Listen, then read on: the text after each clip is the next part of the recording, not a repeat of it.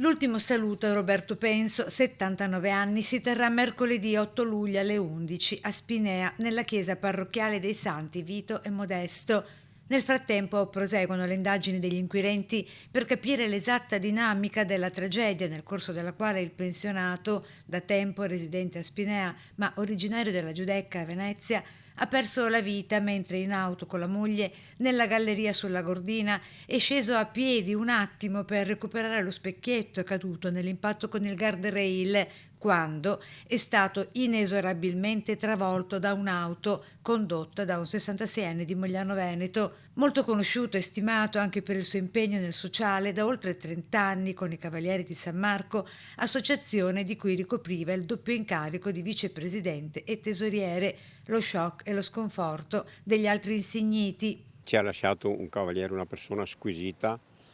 buona e sempre disponibile con tutti, e voleva essere sempre in prima fila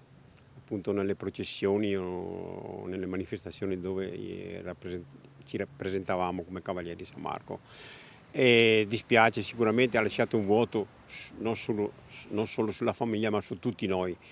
e io voglio fare le condoglianze alla famiglia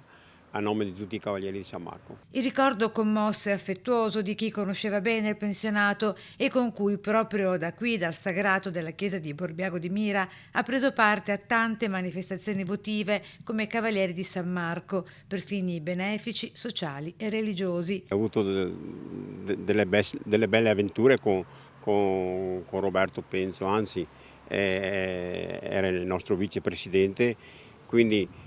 ha lasciato un vuoto non solo penso alla famiglia ma tutta la Riviera, e penso che questa che è una persona che non si può dimenticare. Dispiace perché ha lasciato veramente un vuoto su tutti noi. Alle esequie si prevede arriveranno i cavalieri da tutta Italia e anche dall'estero, con presenze già confermate in particolare dall'Austria, Francia e New York, dove soltanto 2 anni fa i cavalieri di San Marco si erano recati per salutare le comunità italiane delle associazioni locali.